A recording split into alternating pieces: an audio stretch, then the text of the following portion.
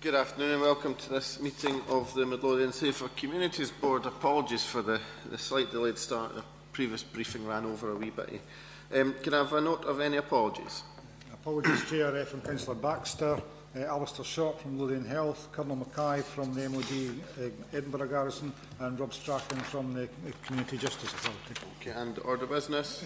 As published, Chair, but I believe there's a request that we take item number 13 initially to allow someone to get away. Yeah, I'm happy to accept that if that's okay with everyone else, yes. Thank you. Which can I then turn members to item 13, the +1 mentoring programme.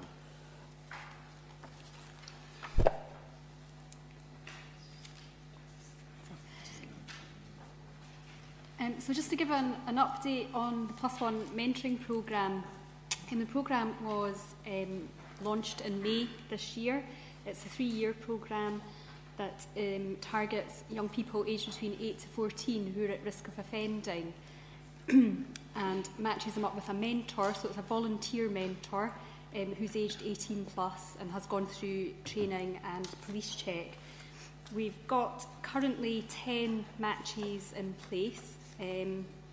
There is a slight challenge with the programme just now in that most of the referrals are for young boys, and some of the majority of mentors are female.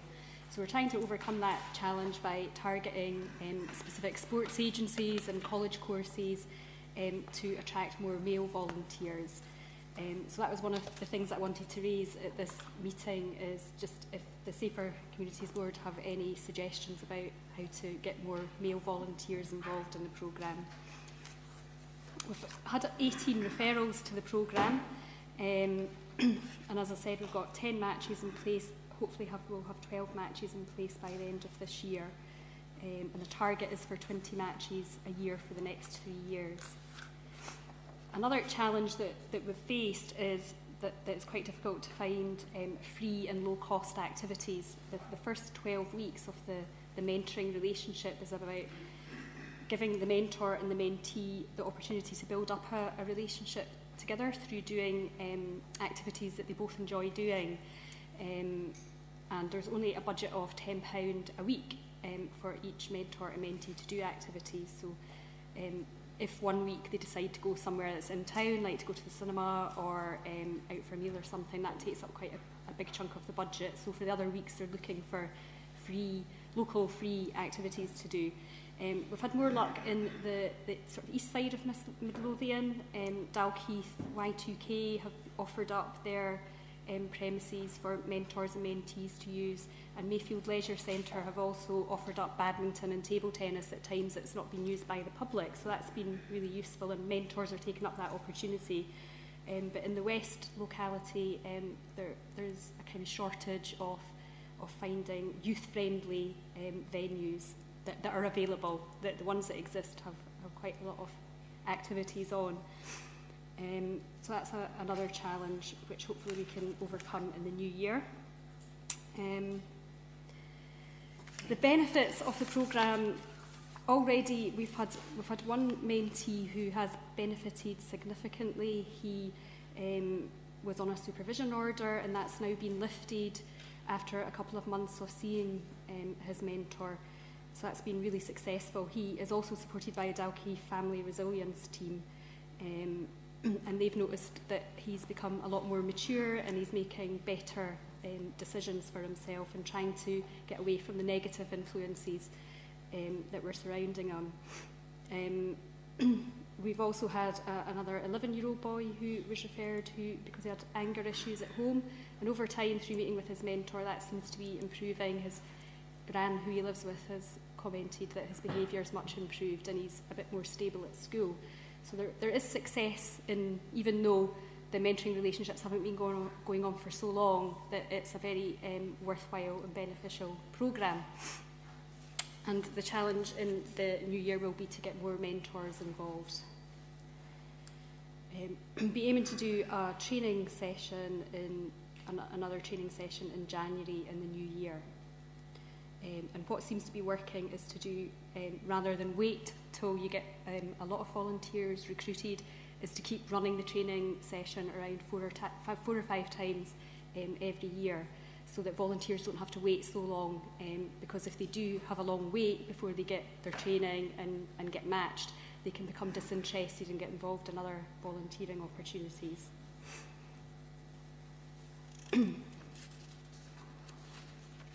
In order to keep the volunteer mentors motivated and keeping them on the programme so that they go on to take on another mentor after their first year, they're very much supported. They have monthly supervision sessions provided by myself. They also have quarterly peer support sessions, so that's an opportunity for them all to come together and to talk about their successes and the challenges that they've been facing. And during those sessions, we normally get in a guest speaker who will talk about youth issues. So we've had MyPass have come in to talk about legal highs, and the plan for the next peer support session, we've got somebody from the Youth Gambling Initiative coming from Edinburgh from Fast Forward. So the mentors do develop a portfolio of, they're getting one-to-one experience in youth work, and they're also getting good training. In between the peer mentor sessions, if any mentors are interested in undertaking other training sessions, then they would just approach myself and it would be something that I'd look into for them. I've had 2 mentors have undertaken promoting health behaviour change, and they're going on to do the SHARE sexual health and relationship education training in February. And I've also got 2 mentors who are waiting to do anger management training, because that's a kind of issue that both of their young people have got. So they've just got this interest in finding out more about it. Because of the issues that we're having around volunteer recruitment, the programme is being closely monitored to make sure that we stay on track for the target of 20 matches a year.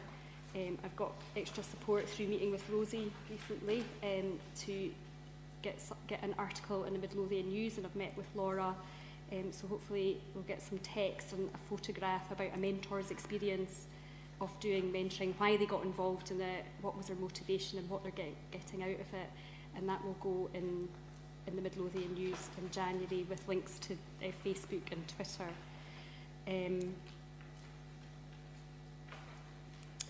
Other sort of ways that we've been hoping to promote, helping to promote the programme is through going on the radio. So there's been an article, had a short piece in Black Diamond Radio and Crystal FM, and that will be repeated again in the new year.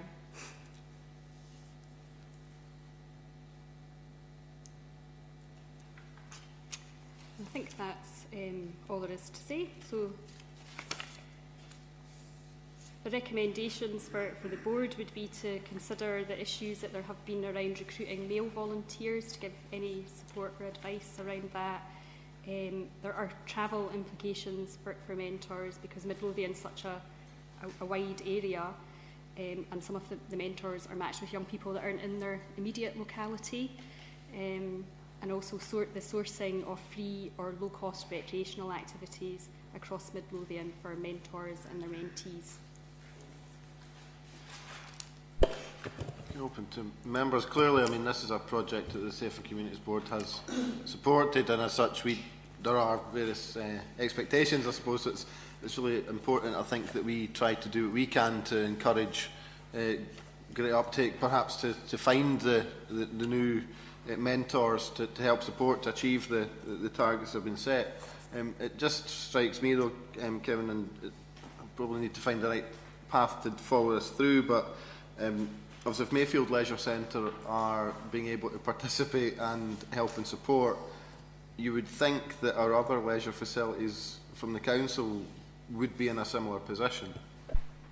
I would suggest, Chair, if it's helpful, that we maybe take that off table and have a look make the analogy with the Army Covenant, the Armed Forces Covenant, in terms of the work that we've done there, in terms of the forces households and the reduced membership that's available at the council's sports and leisure facilities as a consequence of that.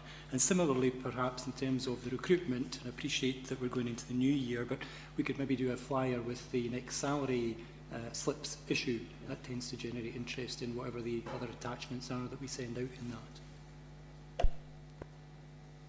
conscious that the links we have with some of the other organisations, Roslyn Chapel, Mining Museum, we can possibly follow them up through council avenues as well, just to see what else can be done to maximise how far the £10 a week can go. That would be really I think useful. would be quite useful. Any other thoughts, comments? I mean, obviously, would be encouraging partners to spread the word. Please, if you can, let as many people as we know know about the programme, and I think that's one of the important points of having this on the agenda today, is the ability to raise awareness, flag this up, because it's clearly having a positive impact on the young people that are engaging with the programme already. Even at such an early stage, yeah. And there'll be more data gathered from the young people at the six-month point, because that's what gets reported back to the YMCA Scotland. It's a midway, and then they'll fill in a post-questionnaire towards the end to get evidence of how it really has benefited them over the year. Chair, we have been in contact and we've circulated emails to most of our staff, and it's with it being a predominantly male service. But if I could ask if you forward us, I think it was Mick was in contact with someone from Plus One, and if you could maybe forward us more information on it, so we can actually give the staff more information, so that it's not new to them. And if you're going to do something like a case study or something like that, we can send that on to them as well, just to try and keep that interest going, rather than just hit them once and just leave it. If you could do that, thank you. Likewise, Chair, if that information came, we would certainly distribute it very well within the voluntary sector within Midlothian.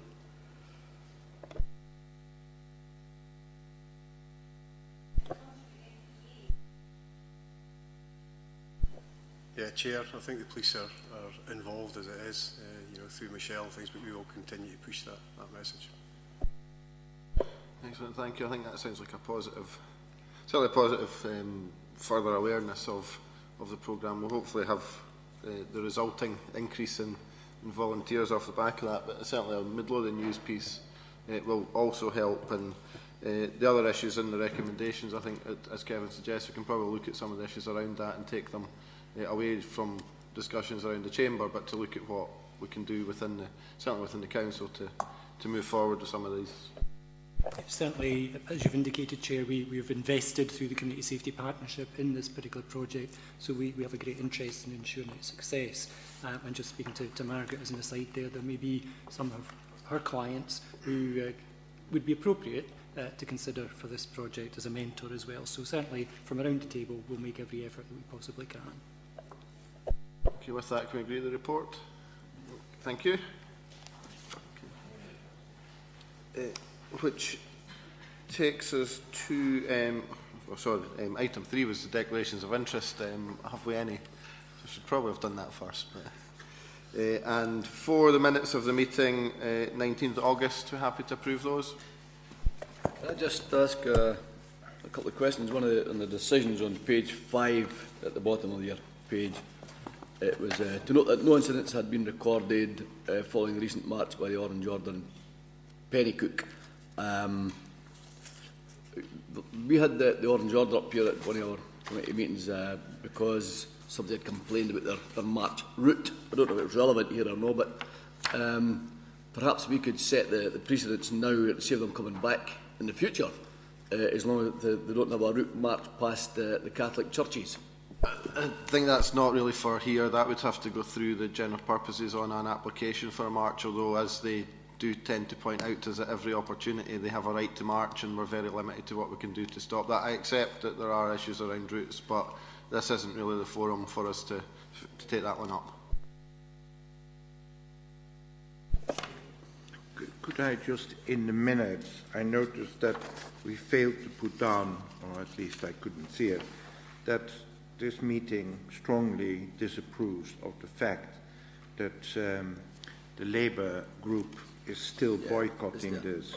Is it there? Yeah. Then I would like to have it reissued, but I would like to ask you as the leader of the council to explain to the new member of the leader group that there is an opportunity for him to join this and that his group is boycotting it. Could you make sure that he is aware of that? I will undertake to once again continue to invite the Labour Group to participate in the board. Yeah. This is a good opportunity to stress that. Maybe new blood might see them make sense. With that, we're happy to agree the minute. Thank you. That takes us to item 5, police issues, Midlothian local police plan update. Thanks, Chair. If I might just start with a brief kind of update on some of the more national issues, and then invite Chief Inspector Kenny Simpson to give the local area commander performance report. So clearly well into year 2 now of Police Scotland, and very much starting to look towards year 3. And I'm sure members will be encouraged to hear that the emphasis is very much on local. So going forward, there'll be much more bespoke service to local communities and differences with local needs. So I think for the first year, and now, as I say, the second year, there's a lot of effort being put into trying to make sure that responses are consistent across Scotland in terms of standard, but they're not the same, as in we all know one size doesn't fit all when you're talking about vulnerable communities and areas of need. So I can just give you that reassurance that there's a real desire to be much more local in terms of direction of travel going into year 3. Turning to more present issues, you'll see a lot of national coverage of the change to the drink drive limit. So that's just coming in on the 5th. And the campaign's really very much along the lines of to be, don't risk it, I think is the tagline, just basically it's a 0 limit, but there is a little cushion there, really more for the sort of morning after the night before, I guess. Festive campaign very much now in full swing, anticipating that seasonal increase in demand.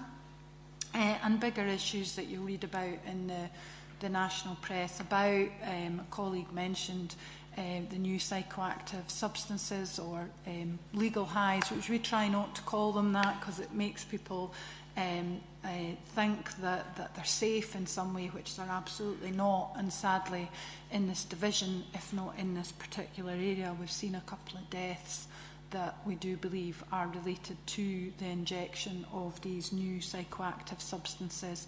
It's just really that the legislation hasn't caught up with some of the ingredients of these substances, but the harm actually is the important thing. That's the impact on individuals' health as opposed to the legality.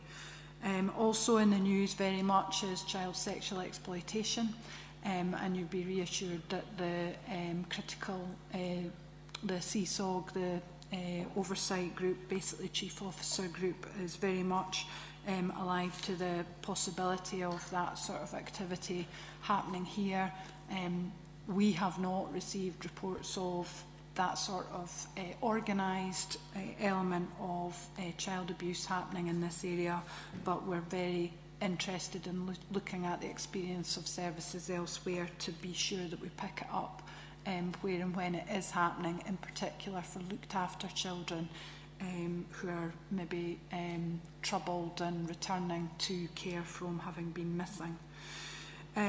We will move on to the sort of more detailed performance information, but generally there's a lot of positives in the performance. The violent crime is down in this area in Midlothian. It's down across the board. Common assaults, which is really the sort of violence that affects more people more of the time, is down pretty significantly actually. And domestic abuse also is down significantly on last year, albeit I think members would still be concerned that you're still talking about 463 incidents of domestic violence from the start of April through to the end of October. But that is actually over 17% down on where we were at this point last year. Sexual crime continues to increase, as in reports of sexual crime increase, and that's consistent across really nationally, and certainly the rest of this division. We've had 70 sexual crimes reported since the 1st of April to the end of October, and as I say, that should be encouraged from the point of view of encouraging people to come forward and report things. Many of these crimes are from a long time ago, but we are seeing, as I say, across Scotland, an increase in reports of sexual crime, and we have got an increase in resource in order to respond appropriately and sensitively to those reports. So I would that was just a quick flavour of the sorts of things that are happening nationally and also in general terms in this area. And I would now hand over to Chief Inspector Simpson to give you the detailed performance report. Thanks, Boss. Chair, members, it's my first board for Midlothian, having now been in post for 2.5 months. I have to say, first impressions are extremely positive in terms of the policing, both the policing style, the way we work in partnership, and how we engage our communities. And I think that when we come to the stats report, that's borne out in there. I just want to take through a couple of highlights for the period of which the report is. It was a very, very demanding time on the service, where we were involved in the Commonwealth Games throughout the period in July. Moved on to the significance of the referendum come mid-September and the policing detail that was attached to that. And then I make reference in there to the first Midfest event that took place in Dalkeith, and that was a huge success, where almost 6,000 people attended that 2-day event. And I think it's testament, when I say there was 5 arrests, they were for very minor issues, and I think that whole event itself could have been deemed a huge success.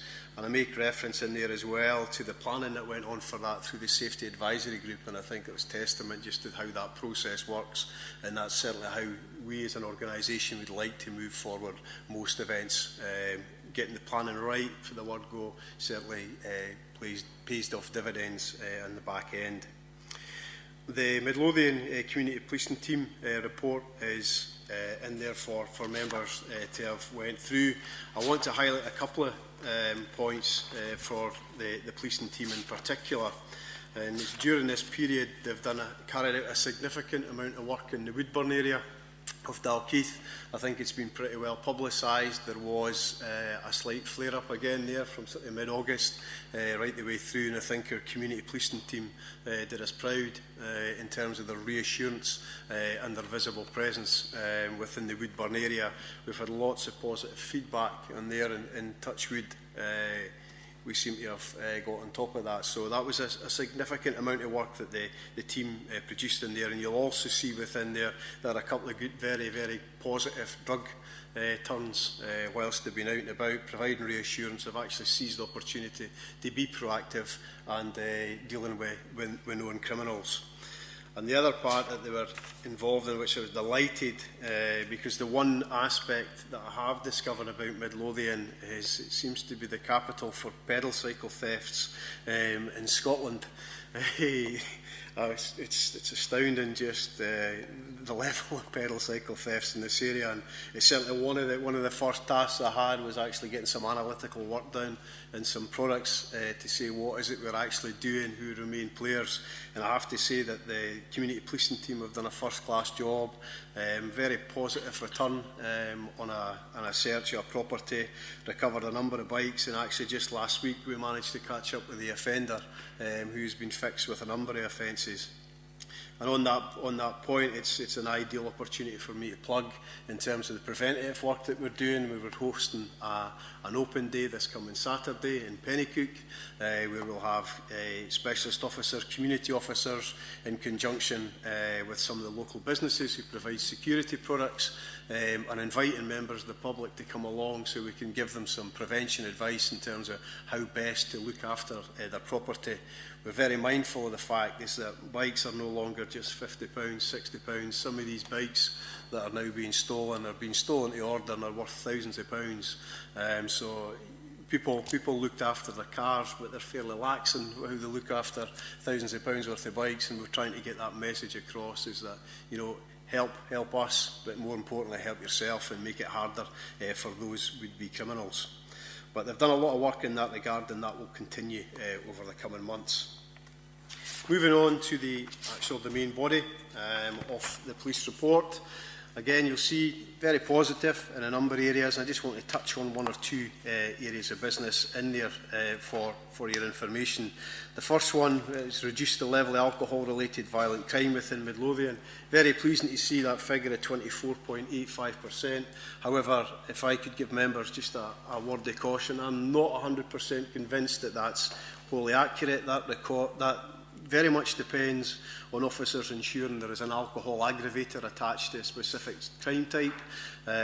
Lots of these, when we've went back and checked that, have drug aggravators ticked to it, and I think from our experience in frontline operation policing is that you'll find there's actually a concoction of the two, and they've maybe ticked the drug box but actually not done the alcohol aggravator. So it is pleasing to see that alcohol-related violent crime is down. The boss touched upon violent crime in Midlothian overall is down, which is good, and we're heading in the right direction in that regard. Adult at-risk referrals to partner agencies. Again, pleasing to see a significant rise in that, but lots of that is down to a new process that we have in place in terms of a new system, the Vulnerable People's Database, which was introduced, which now makes it mandatory for a number of different crime types where we will submit that. So that plays a significant part in it. But I also think it's attributable to the year-on-year rise in awareness amongst our partners and the multi-agency work that takes place in that field. But again, I do see that this figure will continue to rise until such a time as it plateaus once the new system is bedded in. The priority 9, where it says increase the number of people detected for dangerous driving, that has fallen, as you can see, from 22 year-to-date last year down to 14 this year. And you can look upon that two ways. You can look upon that as that the driving behaviour in Midlothian has improved significantly over the last year. But again, a word of caution, and what I would say is that what we have found is an increase in the number of people who have been charged with careless driving. And it's a fine line between dangerous and careless. But I think when you take that and you put that in the context, is that we haven't seen a decrease overall in numbers in the people who've been killed or seriously injured. However, when you split that down, we had 3 fatalities at this point last year, where we've actually had none to this point. So I think that's a significant factor, I have to say. And in terms of seriously injured, I would actually like to see the government actually changing that to life-changing, because seriously injured can be a fractured wrist that somebody has, or somebody hospitalised, to somebody with multiple injuries, and they get given the same category.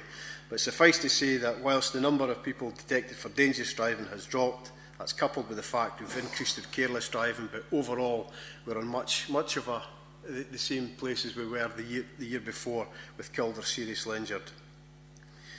Positive result in terms of the antisocial behaviour. That's really pleasing to see when you look at the numbers, because that's our high volume. This is the vast majority of the police business is attending calls that are antisocial related, and it's really pleasing to see 7.7% reduction, which I think has been a year-on-year reduction for the last few years. Again, I put that down to a lot of hard work that we do with our partners, both in the local authority and the wider arena, in targeting people at its earliest opportunity. Party house letters, face-to-faces with individuals who are just starting to put their head above the parapet, and I think we're starting to see the results from that.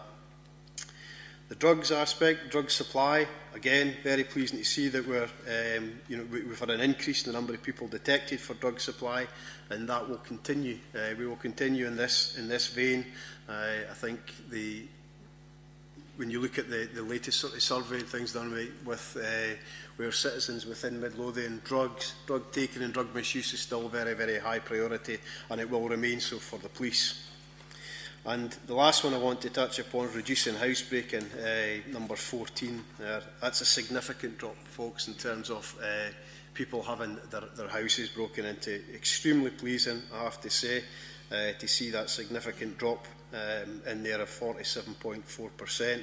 However, I do balance that against the number of sheds and the number of garages that get undertaken in Midlothian, and for me there's not a great deal of difference between the two. It's still somebody's property that's been violated and some of their prized possessions taken away. So whilst this is a really, really good and positive figure, I am very, very mindful of the need to remain focused on housebreaking and break-ins to sheds and garages.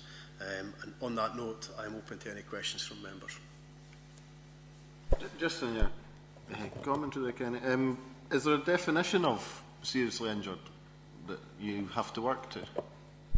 Yes, there will be a definition, but is it my understanding is it can, if there's a fracture at all, or somebody is detained overnight in hospital, is that's classed as a serious injury, which again I do think I'd like to have certain categories within there, but there is a definition of what constitutes a seriously injured person on the road.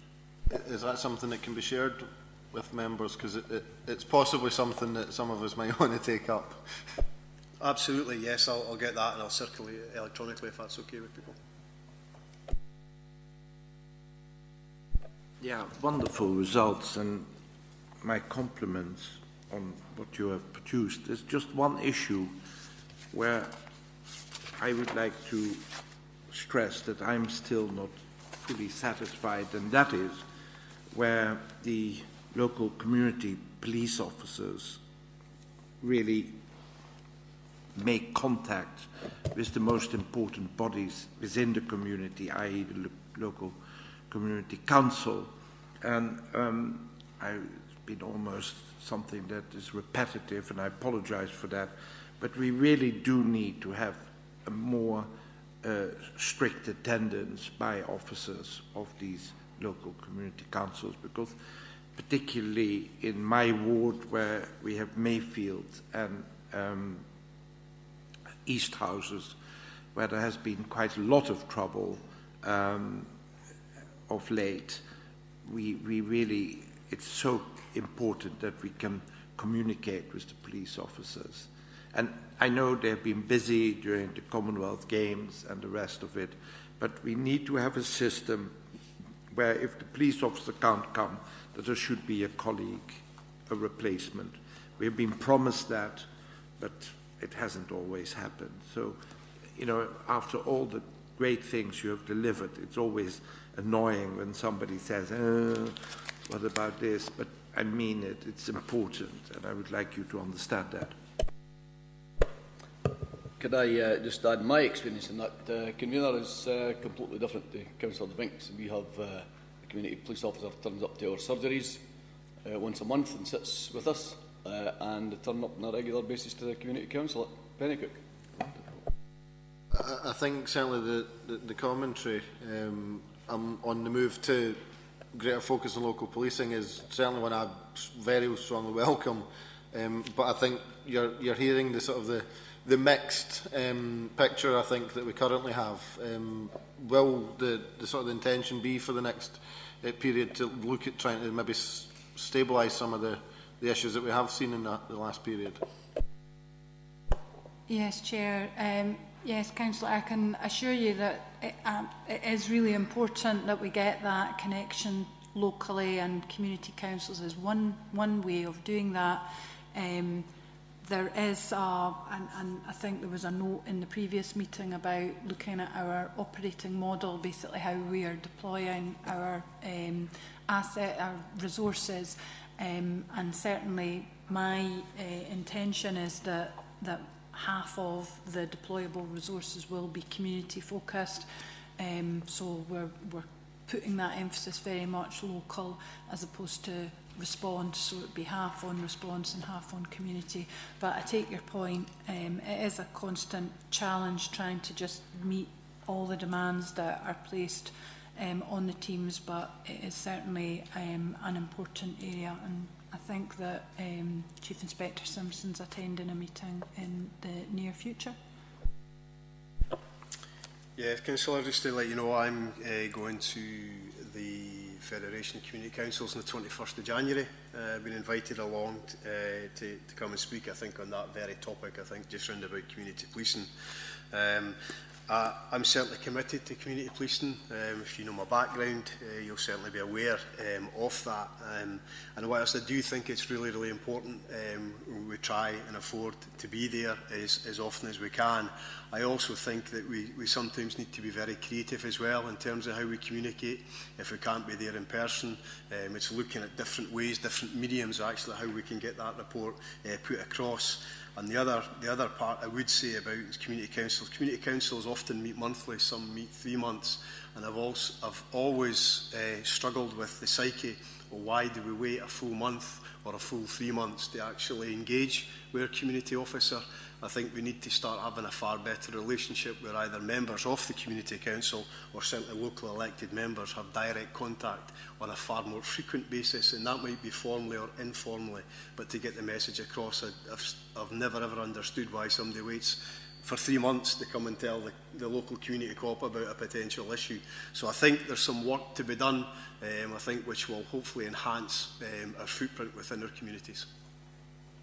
I think that's a fair comment, and it's certainly one that we find as councillors from time to time, that some community councils can turn into an extended councillor surgery as people have waited a month to save up the issues. But yeah, so I think if there are options to be looked at and how we can make that communication better, that would certainly be welcome, because I think we all recognise how important the community see the link to a specific person, that they know that is their person in the community. I think it's really important to the communities that we are representing. So, have any other questions or comments to the police reports? Clearly, it's a very positive picture that's there, and that's always got to be encouraging. With that, we're happy to agree. The local police plan update, the community police team activity summary, and the policing performance report. Okay. Thank you. That then takes us to item 8, which is the Q2 Fire and Rescue Service report. Thank you, Chair. I'll take you firstly to page 4 of the report. We'll start there. A very good quarterly report, particularly taking into account the decent weather we had during that period. Normally when we have decent weather during the periods, we can get quite a bit of a spike in this quarter. But a very favourable report, so I'll take you through it, the key aspects of it. So page 4, accidental dwelling fires. In the quarter, we decreased by 1, which is pleasing. I'd like to see that decreasing more. Out of those 18 fires that we had, 14 of them were in single occupancy households and 4 of them were in sheltered housing accommodation. So through the work that we've done with Midlothian Council, we're still heavily targeting single occupancy households in our risk areas within. But obviously, we've only been doing that for about 10 months now, so that will continue, and hopefully we'll seek to drive these numbers down even lower. It has come down slightly because at one stage we were away up at 100% were single occupancy households. So let's hope we can continue to work on that. And can you hear me okay? We'll continue to work on that, and we'll keep hopefully driving these numbers down. The next page is deliberate dwelling fires. This is sometimes out with our hands. You know, sometimes we can't do anything really about that. We continue to raise awareness. 2 of these fires were arson attempts, and 2 of the fires were stair fires in Mayfield. The stair fires in Mayfield, we've taken quite a lot of preventative action since then. We're doing stair aware campaigns. Stair fires really do cause us concerns because you can end up with quite a significant amount of injuries or people taken to hospital through smoke inhalation and stair fires. So we'll continue to monitor Mayfield area, and our intention is to put that right across the area to start. We'll start in Mayfield and we'll start working across the area to raise awareness again. It's not a thing that Midlothian's really suffered from in the past. Certainly in the 18 months plus that I've been here, it tends to be a city centre issue. So we'll continue to monitor that and keep raising awareness on that. The other 2 arson attempts, one of them I think is in the hands of the police, and it was a family dispute. So there was a slight increase of 2 incidents. We always get low numbers on this, but when I seen 4, I thought that was a wee bit higher than normal. But I think the stair fires accounted for that, which is an unusual occurrence in this area. We had no fire fatalities, which is very pleasing during that quarter. And we had 4 non-fatal fire casualties, 3 of which were female, ranging from the ages of 19 to 84, and 1 of which was an 84-year-old male. All of them were rescues, and none of them were taken to hospital, and 2 of them were given first aid on scene. So again, it just shows you the importance of early detection in terms of smoke detectors. All of them had smoke detectors, got early warning, got them out of the house, and as a result, never ended up in hospital, which is really pleasing, considering the age of some of the elderly occupants that were there. The earlier we get them, the less chance they have of taking them to hospital. So it's always a good plug to put out the message that smoke detectors really do. They'll not stop a fire, but they'll certainly raise your awareness quickly enough. So,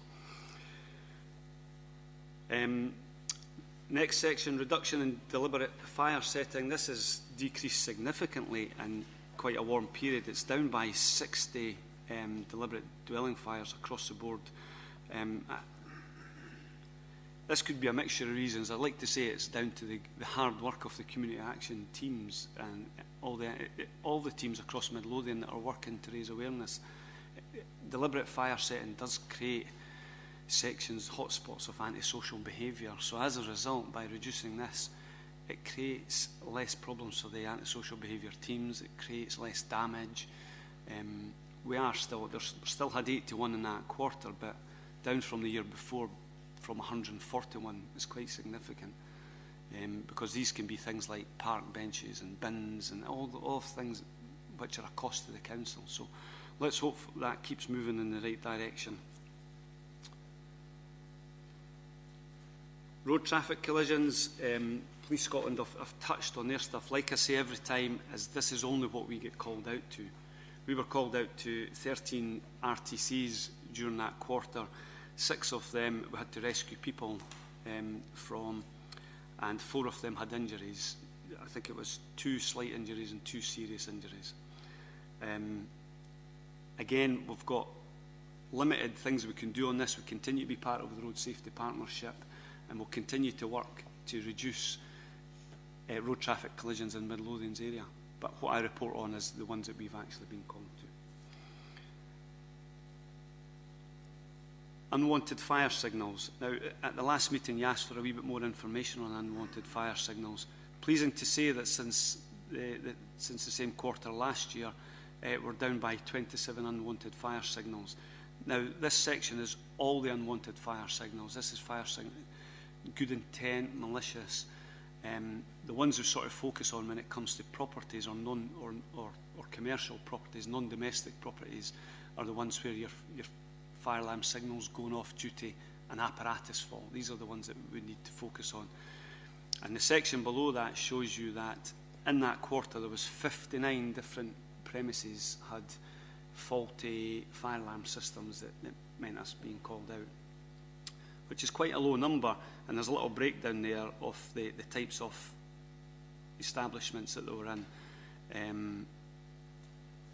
And out of those 59, there was only 3 of them actually received under our unwanted fire alarm signal policy and procedure. Only 3 of them received stage 1 letters. I think when the Scottish Fire and Rescue Service initially brought this procedure out, I think my general feeling was that there would be quite a lot of premises getting stage 1 letters and quite a few onto stage 2 letters.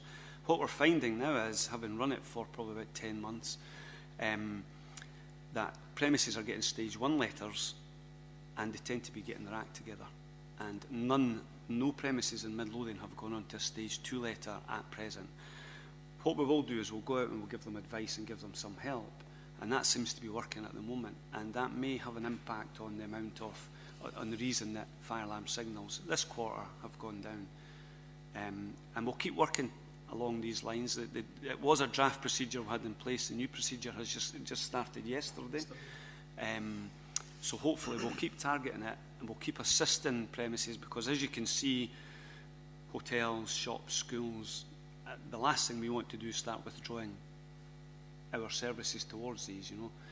So we're there to help them. We'll help them reduce unwanted fire signals.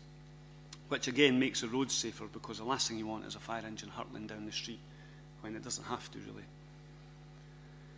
And the last section I'll touch on in the actual report is violence to staff and crews. There was one verbal abuse,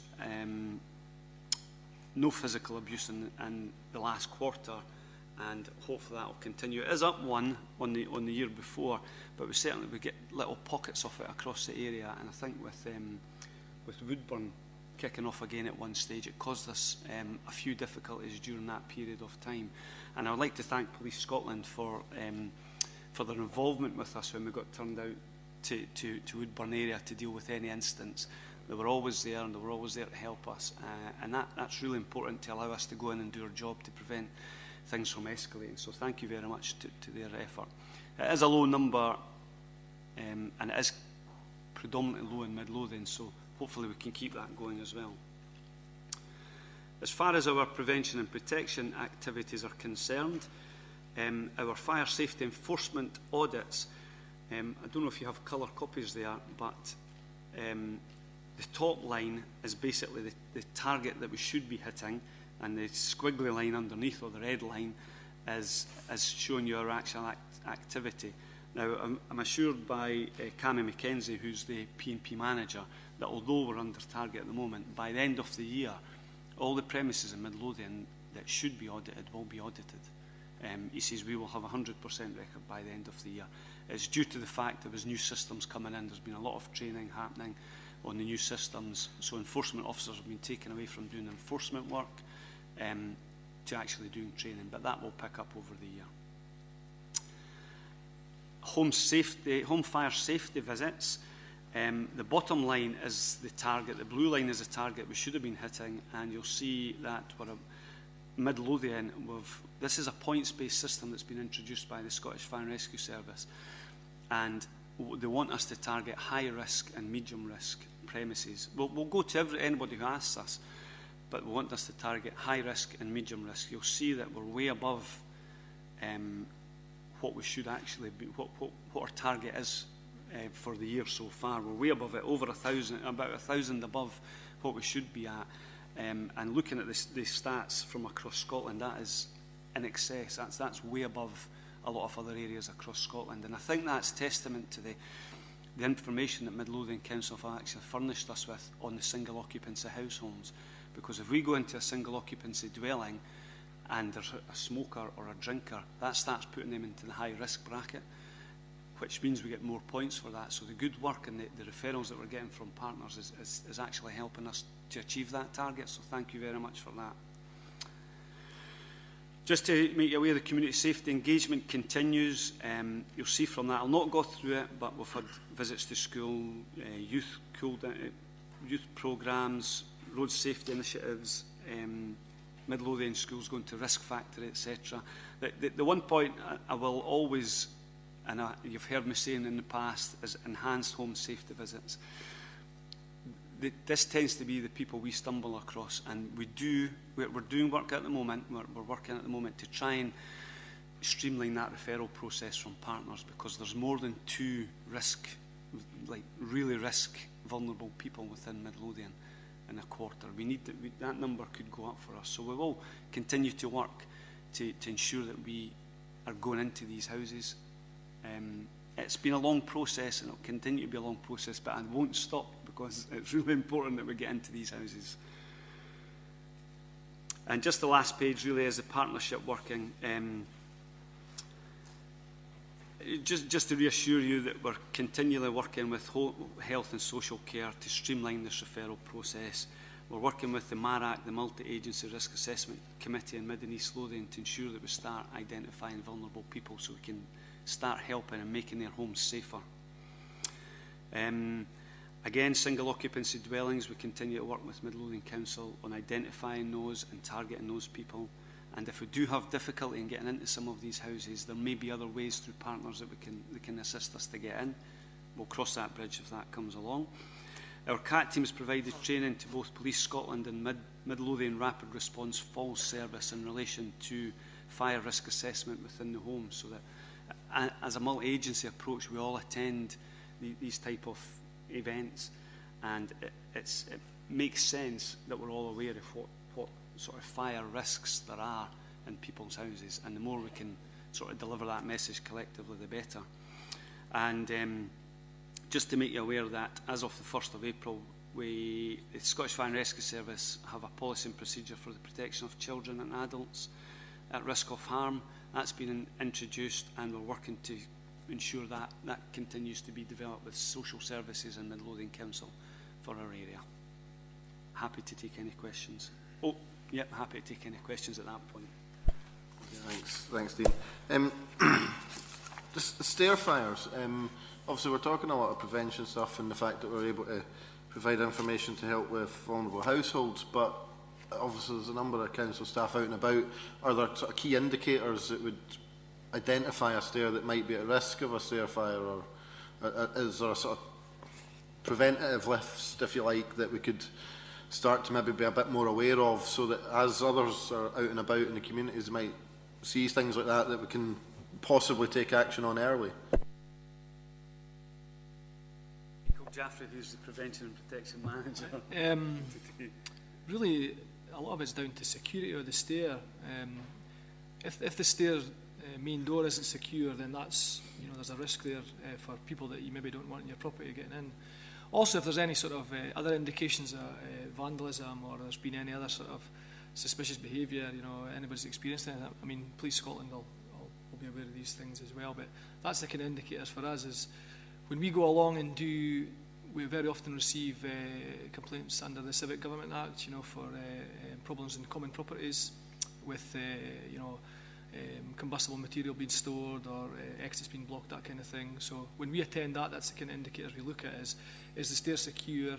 There's no other signs of any recent behaviour, any evidence that somebody's been targeting the area for stair fires. So that's basically the indicators. Just on the recent stair fires we had, we were very proactive from an operational point of view. Our crews from the local station did what we call post-domestic incident response. So we targeted all the properties in the vicinity, gave advice, and carried out home safety visits where required. And by all accounts, that was quite successful and positive. Obviously, is that something that as staff are out and about that could maybe take more of a note of? Certainly, my recollection is the stair incident was a Melville Housing Association property that occurred in. Not that we take any direct... well, we appreciate that it wasn't our property. However, the same issues are a concern for our properties, and certainly the housing officers are aware through the estate framework arrangements that Rosie established in terms of the walkabouts that are also done to be proactive, precisely that we're dealing with those things that are stored on the landings or stairwells, whether it's bikes, prams or other combustible materials, are removed because they are a potential hazard, where indeed we would call on our colleagues to assist where we need to enforce that, or indeed environmental health where it is a potential health hazard. So we're not complacent about it. It's something that all staff, including our property colleagues, I have to say, where they encounter a problem, that they will raise that with us and the housing officers directly. My other question was about the deliberate fire settings. Was there a particular issue in Midlothian West, given that every other area in Midlothian seemed to significantly reduce? Thank you, Chair. I've got that written down here. Certainly there are no patterns. I mean, these are deliberate fire settings. Most of them have been outdoor structures, scrub land. There was a couple of issues up at Asda, Sainsbury and IKEA. And what we done was we went and spoke to them, and it was basically to do with just housekeeping, storage, and their bin stores and things like that, things lying about. Went up and spoke to them and dealt with that, and there's been no reoccurrence since. But there's no distinct patterns. Where we see a pattern in that particular area, we'll deal with it. But where there's no patterns, it can be pretty difficult. So. Yeah, another excellent report. Can I just make a plea? We don't have the colour things, and it's very difficult to see whether it's plus or minus. If there's another way of, when you photocopy it. I see that, for example, in the unwanted fire signals, there are 27 less than the previous period. Now, is there a way that when there is a fire alarm set, that you can check before you have to come all the way down whether this is a serious alarm. You know, I had the experience that our system was wrong. We weren't aware, and suddenly your officers appeared. It was quite an experience. But if one could have just phoned the number, is that a way that you can cut out some of the work that you would otherwise do? Yes, thank you, Councillor. It is part of the new process that just came into force yesterday. We don't follow up as such, but we will question the caller, particularly if it comes from a collector service. We'll question to see, is this a confirmed fire? And if they say they don't know, then we'll proceed as normal. However, if they say we think it's a confirmed a false alarm, then we will reduce the amount of attendance and send the appliances at normal road speeds, so no blue light. So obviously it'll be much safer rather than a fire engine hurtling through the community. They'll just be driving at normal road speed. But it's only on the confirmation that they suspect it to be a false alarm. There is no fire. The rest of the time, we need to go just in case it is. Then finally, one more thing. The house visits, you only did 2 in the period. And why was that so low? Was there no requirement for it? Yes, that's the enhanced home safety visits. That's to the highly vulnerable people. We only done 2 because these are ones that we've come across whilst we've been out doing home safety visits or other reasons. What I'm saying is that number potentially should be higher. I think there's a lot more than 2 vulnerable people out, highly vulnerable people out in Midlothian. But we continue to work with partners to start streamlining and getting that referral process coming through. I think what's happened in the past, and we've all been guilty of it, is working in silos. We're becoming a lot more mature now and we're starting to work collectively, but it's taken a little bit of time to streamline that process, and we are getting there now, so we'll hopefully see that number increasing over the period of time.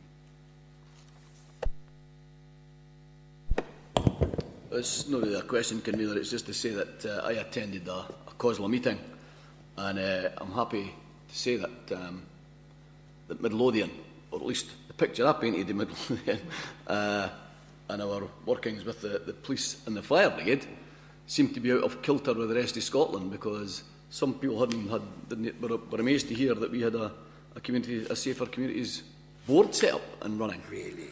And unfortunately I couldn't stay at the whole meeting because David Hume was there, and I was hoping that he would be able to confirm to the rest of the COSLA members that that was the case. I started getting scared that I was bumming our load up, and we weren't as good as what we were sounding like. But it's good to see that the police and the fire brigade come along here on a regular basis, and regardless of what the Labour opposition think of this board, I think it has been very successful. And Councillor DeVink is quite correct to raise this and get minuted at every meeting that we are disappointed that the Labour group refused to take up this vital the places we've offered them.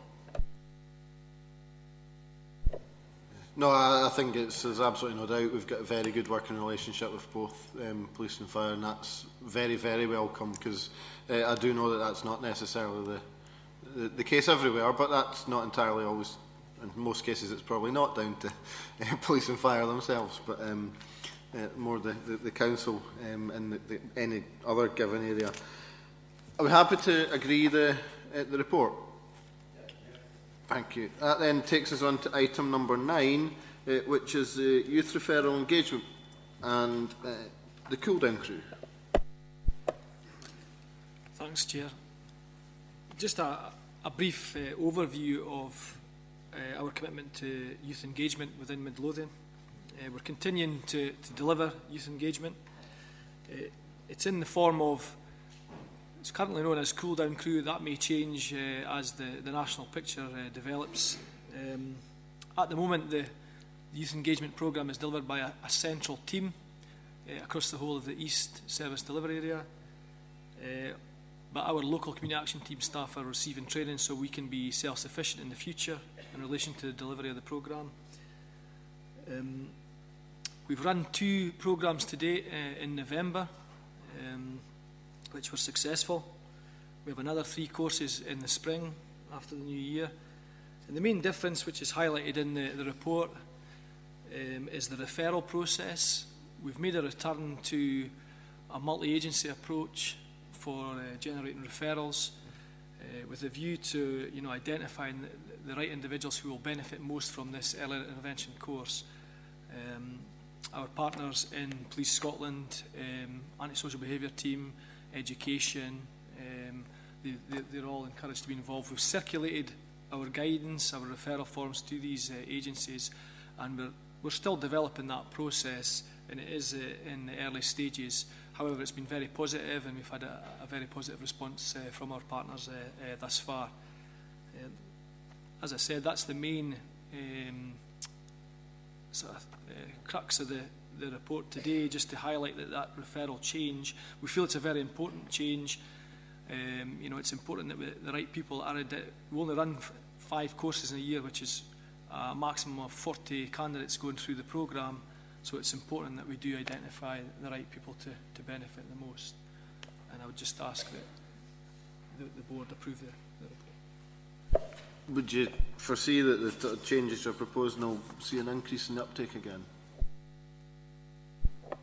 Yes, it should. There is always a risk that candidates will drop out of the course. It is a voluntary course, but we do encourage young people to stay the whole week. It's a 5-day programme. But yes, we're hoping that, and through the buy-in from our partners, we'll identify the right people, but we'll also get the right mix as well, so that there's a right balance there of candidates for the programme. Is there more we can do to ensure the referrals? I take it a number of the referrals will be coming from council. Primarily it's been the schools, as has been mentioned, but certainly it's something we've looked to expand through the partners, through the Community Safety Partnership, and indeed to our colleagues in CLD for other appropriate candidates that we could refer on to the fire service. Members happy to note the report? Yes, thank you. Which takes us then to item 10, which is the half-1 Community Safety Performance Report. Yep, this report is the performance report of the first half of the year on the community safety strategy. I'm not proposing that I run through the report in detail, but I'll just cover some of the key points for you on the front page.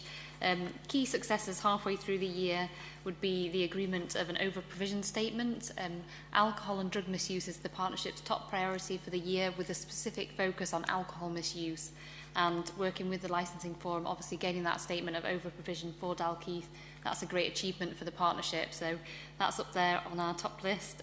Other key achievements are the introduction of the Spring Service, which is a service for women with complex needs. Also, we've got the Smile Service for women affected by domestic abuse, which has two strands to it. It's got substance misuse and employability strands. So more detail about that further on in the papers. Also, we've had the introduction of the Plus One programme, which you've heard about. And the partnership conducted a successful self-assessment exercise where we did some analysis with the SCSN, the Scottish Community Safety Network. Coming out of that, we've produced an action plan for the partnership, which includes things such as an induction programme for new delivery group members. And we now have a new remit and information sharing agreement for the delivery group, which is getting agreed at our meeting on Friday. Halfway through the year, our key challenges are very similar to those that we had at the start of the year. Crimes of dishonesty and non-domestic housebreaking, we've already heard about them. That's a top priority, as is substance misuse and new psychoactive substances, which we've also got on the agenda, and violence and dishonesty. So these key challenges, I would say, they're reflected in our priorities, which are on the next paper after this. That's the main points I would make. I'll just open it up to questions. Any questions or comments from colleagues? Clearly very busy. With a lot happening. Are you sat? I mean, he was putting you in the spot as manager of the